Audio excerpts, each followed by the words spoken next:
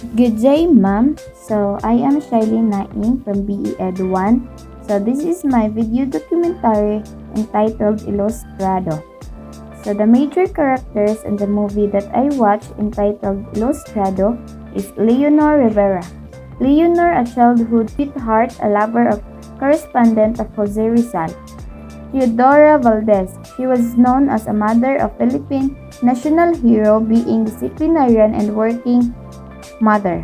Conchita Monteverde, a selfish and heartless conceited, she'd do anything with power to stay on top even it means not fighting fair. Don Chito Monterde, a man who is the opposite of Jose's spiteful, smug, and full of nothing but he. Francisco Mercado, he is intelligent and wise. He took care with family single-handed by throughout Teodora Aris. Pasiano Mercado, he was a steady lighthouse against the strong beats of waves against the rocks, the ever-faithful brother who never gave up until very end. Juan Luna, who's a Filipino painter, sculptor, political activist of the Philippine Revolution. Mariano Ponce was a Filipino profession writer and active member of propaganda movement in Spain. He was among the founder of the La Solidaridad and Association of Hispano Filipino. Marcelo H. del Pilar, who's revolutionary propagandist and satirist. He tried to marshal nationalism sentiment of the enlightened Filipino illustrados for Burgosa against Spanish imperialism. Antonio Luna, he is very skilled in the arts and sciences. And Graciano Lopez Haina, who a Filipino journalist. The important factual events in the life and works of Rizal. Jose Rizal is a prosperous landowner. Rizal received his education at Manila and Madrid University.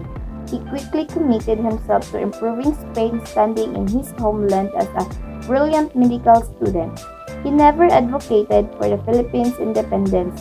Between 1882 and 1892, he spent the majority of his time in Europe, where he wrote the majority of his works. Rizal's first novel, No Limitangere, also known as The Social Cancer, was published in 1887, a compelling defense of the Philippines' plight under Spanish rule. El Filibusterismo distinguished himself as a leading spokesman of the Philippine Reform movement during the Greek Revolution of 1891. He made an annotated edition, 1898, for Aquino Morgas in 1958. Spaniards have a long history of visiting and interacting with the people of the Philippines. He rose to fame as the leader of the propaganda movement, providing numerous articles to the new Barcelona journal, La Solidaridad. Rizal's political program includes the creation of a Spanish province in the Philippines, the competition's presentation of the Spanish Parliament. The Philippines has replaced freedom of assembly and expression, equality in Spaniards with the statute. In 1892, Rizal returned to the Philippines. Before being deported to Dapitan, he created the non-violent group Liga Filipina in Manila. He will be exiled for the next 4 years. Rizal was captured and tried by the military despite having no ties to the Katipunan, a secret Filipino nationalist organization that revolted against Spain in 1896. He was convicted and publicly executed in Manila by a firing squad. He persuaded Filipinos that independence from Spain was not a possibility during his lengthy captivity at Fort Santiago. Ultimo Adios, or The Last Farewell, is a masterwork of 19th century Spanish literature written by Rizal. Rizal's statement reads, any of the various ethnic religious groups in the Philippines that believe in the divinity of Jose Rizal, the national hero murdered by the Spanish in 1896. According to current quotes, God has named Rizal as the second or Filipino Christ as the God of the pre-Spanish Malay religion. He is still alive and intends to return to free his people from poverty. Rizal's expressions include the Rising Banner and Iglesia Celebrada in Lahe, or Holy Church of the Rise. The church, or the largest group, combines traditional Filipino characteristics with Roman Catholic ceremonies, imagery, and organization, resulting in 300,000 rural people. And this quotes lesson learned upon watching the scenes. 3-4. Dr. Jose Rizal illustrated the traits that all Filipinos should strive for. I may ponder issues that help me better understand my responsibilities as a Filipino and a citizen of the country.